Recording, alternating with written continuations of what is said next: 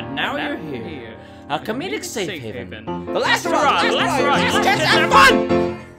That makes me feel, I want to be tough, and I'm not.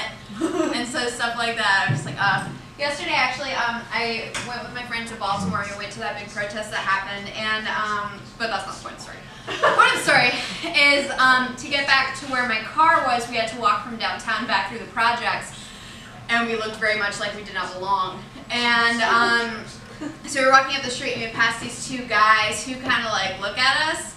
We're like, hey, we, like, keep going, and then we get half a block away from them, and one of them was like, hey, hey! Hey, and typically, like, I don't respond to strangers, I don't do strangers, so I try not to, but I was like, okay, like, whatever, because he really wanted to get our attention. I was like, what's up? And he was like, you want some weed? And automatically, how I respond to strangers, I was like, oh, we don't have any, sorry. And he was like, no, do you want some weed? I was like, oh, no, thank you, have a great day. Oh, fucking nerd. It's one of those things I just, anyways.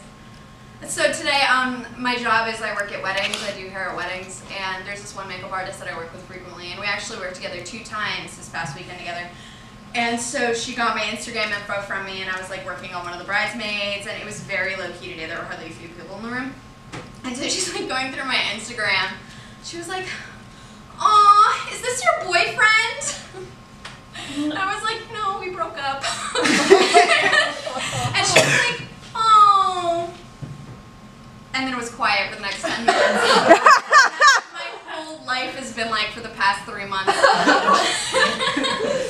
So my sister got married last month, which was fucking amazing. It was great. Like, her and her fiance, they were engaged for like 2.5 years because it's hard to like not tell the whole, so the abridged part of why they were engaged for 2.5 years was like they were dating, and they were gonna get engaged, and so he's originally he was born in Brazil, moved here when he was like 8.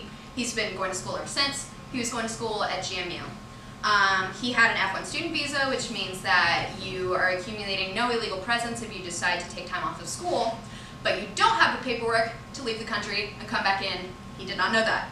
For his birthday, he and my sister went on a cruise to the Bahamas and came back. Nobody said anything when they left port. When they came back, he was detained at port, sent to jail for 2 weeks, and then shipped to Brazil, where he hadn't been since he was 8. And it was crazy. So, long story short, they were in court for 2.5 years trying to get, if you come to the border, the American border, without the proper paperwork to enter, automatically you're banned from entering the country for 5 years. Oh, whoa! What? Yeah, so for the past 2.5 years, what they were doing was they were trying to get the proper paperwork to waive his entry back into the country. So, all that bullshit behind us, they finally got married. It was amazing. And like they had this beautiful ceremony, and like my family was there. I was not expecting to be as emotional as I was.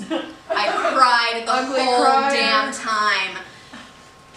And I found out that Kim Kardashian and I have a lot in common, as we are both extremely ugly criers. Like, very fucking ugly crier. And like, I feel okay about myself. Like, I'm an okay person. Oh god, it's fucking awful. So like, their wedding was just a long day for me. So since I do hair for weddings, I was like, oh, like part of my wedding present for you guys is like I'm gonna do their hair for everybody. So I did that. So 9 to 4 that day, I did everybody's hair because she had 7 people in her bridal party, and then the moms and like my sisters, shit ton of people. So we like do pictures, and then we go in the ceremony. You know, I cried, and it was like, you know, it was okay. I was trying to be cool. So there's that, and then my younger, so there's 4 of us in my family. It's my older sister Christina, there's me, then there's a brother Alex, and then there's Helena.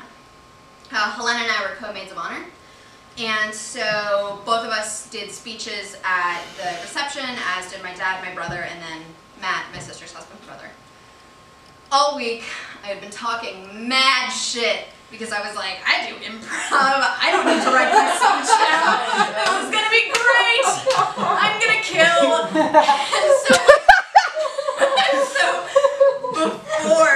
and this was, and I hadn't even anticipated crying as like part of anything, and so there were 150 150 people there.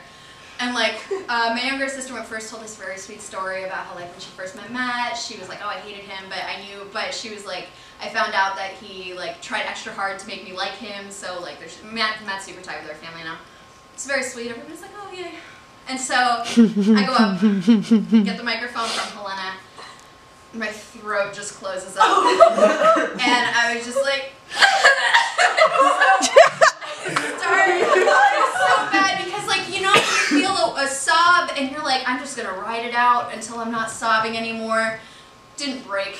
So I was just like, you guys deserve this so much. I'm so happy for you. And I was like trying to like get air and I couldn't. It was terrible. And it was so bad. I was just like, ugh, just so pathetic. And my sister and her husband came across the dance floor and they were like, we're gonna do this together.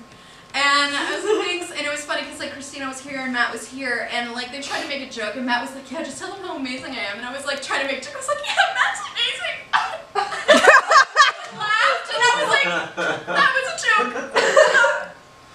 Okay. It was bad. And the thing is like, at the reception, people were like, oh my God, that was really sweet. They're like, that was so sweet. It's so nice to see people who genuinely care. I'm like, shut the fuck up. That was awful. That was so terrible. I do not want to see the wedding video. We got back a picture. Yes. I look like a demon. Like, okay, I looks like... That's my sobbing face. That's not an exaggeration. So fucking awful. Like, I was taking a nap and I got a text from my sister with that picture on it and I screamed. Like, that exists. Oh no.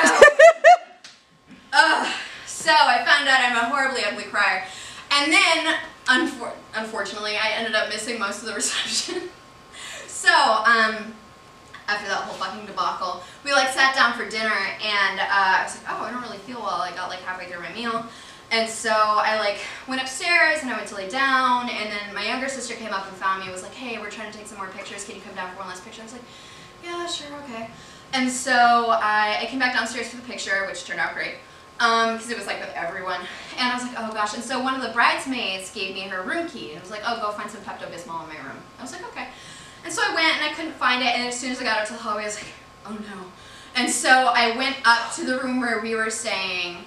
And so just to like paint the picture, what we wore for my sister's wedding, it was fucking sexy bridesmaids outfits. So we had like these strapless, like mermaid cut, black floor length. We had like these like fake diamond necklaces and like my hair's all done up. Fucking gorgeous. I violently evacuated everything from my body out of both ends. Oh. Like fucking terrible. I got up to my room and it was crazy because I laid down for a little bit more and I was like beating myself up. I was like, this is just anxiety because you don't want to talk to family members. Like, you are being crazy. You are missing your sister's wedding. You need to go downstairs. And then the world ended. It was so fucking bad. I turned on the bathtub because I was like, I'm not going to want to hear this. I was on the toilet. Mind you, I kept my dress on. It was a corset in the back. Oh, Jesus. I was getting out of that. Hiked it up. Was on the toilet with the trash can. Shitting and puking. It was fucking terrible. And the thing is, I had told myself, I was like, when I feel better, I'm going to go back down to the party.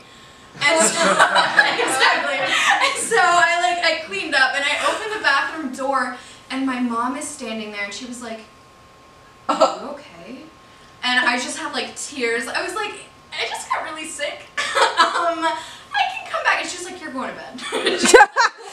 I'll go get your cell phone. Like, you'll be okay. And, you know, I really didn't miss that much. So, like, my little sister and her friend came up, like, 20 minutes later and like, yeah, the party was great. I was like, oh, I missed it. But I didn't miss any of the important stuff, which I'm, like, not even upset about. I don't know how to phrase this without it sounding intentional. I'm not, like, glad I missed the reception, but the next morning, just, like, based on relatives, there was a small part of me that was like, yeah, I'd find that I was shitting my brains out instead of this. Like, we have, my family's Portuguese, and so we had a shit ton of people come down from New Jersey, and they're like, hey, cousins, and just a whole bunch of them were like, like as soon as they were talking to me, I'm like, oh, how are you? And they're like, you're next. Crazy because I don't know, the best way I can describe it is if like I was a bobsledder and I was really good at team bobsledding and then I crashed and broke all of the bones in my body. And then one of my relatives came up and was like, hey, your sister just won a gold medal at the Winter Sport Olympics for bobsledding. You're going to do that too, right? It's like, nope, all my bones are broken and I don't own a bobsled. And it's like, I'm here. Why would you even assume I own a bobsled or have a bobsled partner? I am by myself. I love you, Isabel. This is perfect. That's pretty much my life, the best few months.